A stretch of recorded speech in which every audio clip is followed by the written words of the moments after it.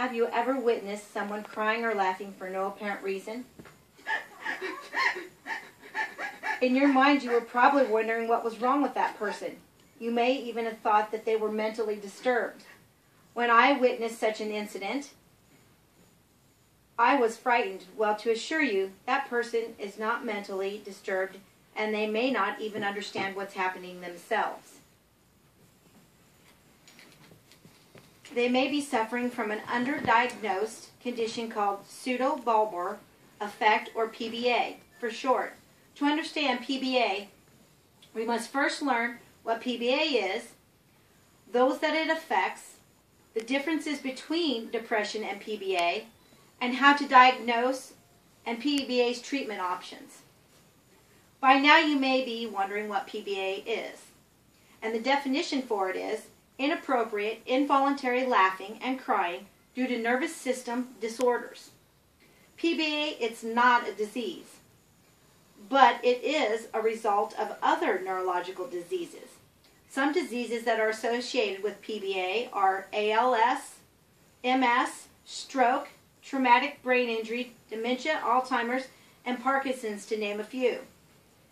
PBA according to Dr. Barbara Gordon, PBA affects between 1.8 million and 7.9 million people in the United States, and that depends on whatever assessment test they have used to diagnose. In PBA, crying is more prevalent than laughter is, but some PBA patients will have episodes of rage, frustration, or anger.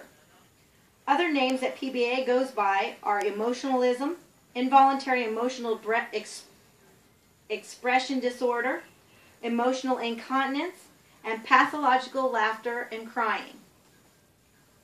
The incident I talked about earlier was with my previous mother-in-law.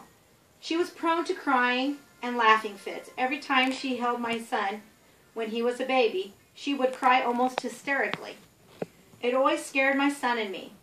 All I wanted to do was grab my son and get away from her. She was never diagnosed with PBA, but now I wonder sometimes if maybe she was suffering from PBA. PBA is often misdiagnosed, if not diagnosed at all. Say, when it's misdiagnosed, it's diagnosed as depression, sometimes bipolar, and even schizophrenia.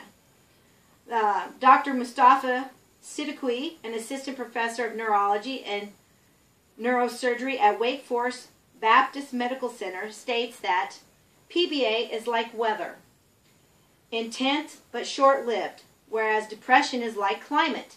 It's always around. I think he puts it very well, the difference between depression and PBA.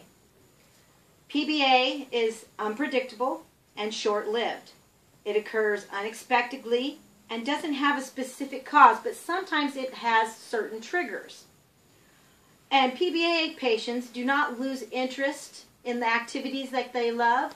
They don't lose their appetite, and they don't lose sleep. Whereas in depression, they will do these things.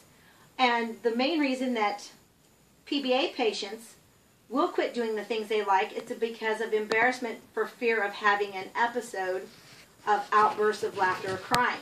These outbursts isolate them not only from friends and family, but society as a whole. The two assessments used to diagnose PBA are the CNS-LS, which stands for the Center for Neurologic Study Liability Scale. It is a 7-question assessment that is taken by the patient themselves.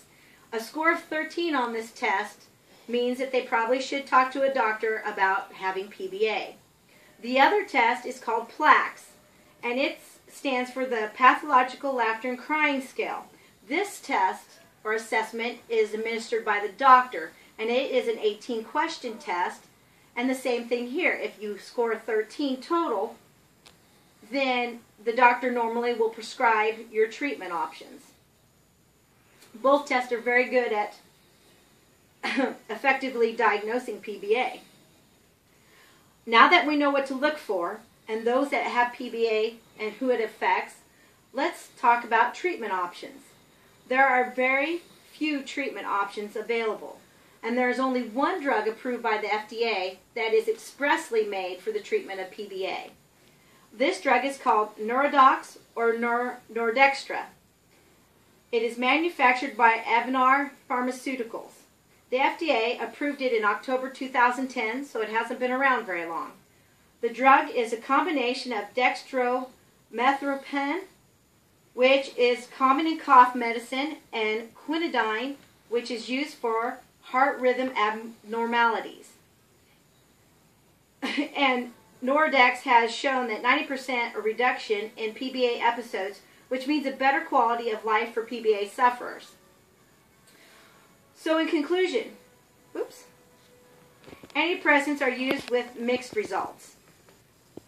And they're given at lower doses because of the side effects. And it takes lower doses to control PBA. The side effects that are experienced are worse for the elderly. They are cheaper, though, than Neurodox is, because Neurodox can cost up to $500 a month. But Avenar does have a co-payment program that, if you qualify, will pay for part of their treatments. So in conclusion, we now have a better understanding of what PBA is, who it affects, and PBA's treatment options. With treatment, PBA patients will have a more normal life, even though no treatment will relieve all of PBA's episodes. Try to remember, if you ever witness PBA in action, that it is not the person's fault, and remind them you understand and you still care for them.